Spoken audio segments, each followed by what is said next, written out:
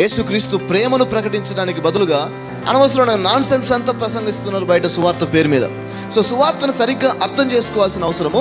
యేసు ప్రభువు చెప్పారు, సర్వలోకానికి వెళ్ళి సర్వ సృష్టికి సువార్త ప్రకటించమని చెప్పాడు. అపొస్తలుడైన పౌలు చెప్పాడు, I'm not ashamed of the gospel. సువార్త ప్రకటించడానికి నేను సిగ్గుపడువాడను కాను అన్నాడు అపొస్తలుడైన పౌలు. ఆ తర్వాత ఇంకో చోట పౌలు చెప్పాడు, సువార్త ప్రకటించని యెడల నాకు శ్రమ అన్నాడు. సువార్త అనేది దేవుని ప్రేమకు సంబంధించింది, క్రీస్తు ప్రేమకు సంబంధించి.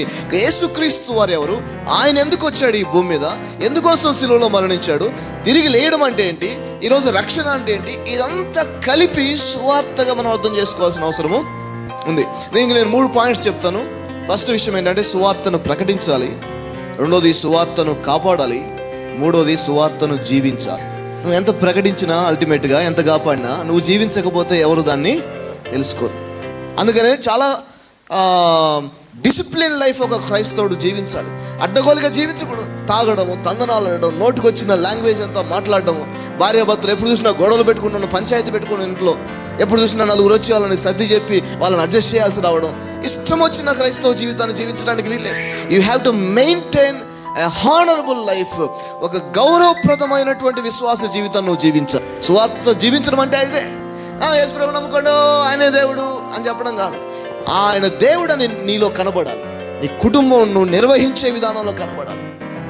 నువ్వు డబ్బును మేనేజ్మెంట్ చేసే విషయంలో, సమర్థవంతంగా నీ కుటుంబాన్ని పోషించే విషయంలో, వ్యాపారంలో సక్సెస్ఫుల్గా నిలబడే విషయంలో, ఉద్యోగంలో నమ్మకస్తుడిగా పనిచేసే విషయంలో నీ గ్రోత్ అందరికీ కనబడాలి.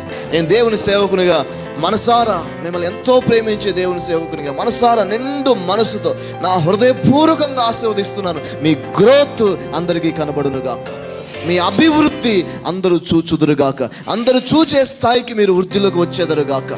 ఇది నేను కోరుకుంటే మాత్రమే జరగదు, మీరు కూడా కోరుకోవాలి.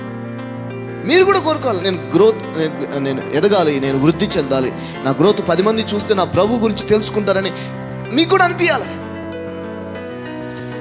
భార్యతో సరిగ్గా ఉండం, భర్తతో సరిగ్గా ఉండం, పిల్లల్ని సక్రమంగా పెంచాం, అడ్డగోలుగా జీవిస్తాం, నోటికి వచ్చిన లాంగ్వేజ్ అంతా మాట్లాడతాం, ఇష్టం వచ్చినటువంటి జీవితం అంతా జీవిస్తాం. యేసుప్రభు గొప్ప దేవుడు అంటాం. ఎలా గొప్ప దేవుడు యేసుప్రభు? నేను మిమ్మల్ని అందరినీ ఎంకరేజ్ చేస్తున్నాను, ఫ్యామిలీగా సంతోషంగా ఉండండి, మంచి ఫ్యామిలీ సాక్ష్యాన్ని సంపాదించండి, కుటుంబాలుగా మంచిగా బతకండి, మంచి ఆర్థిక డిసిప్లిన్ కలిగి ఉండండి.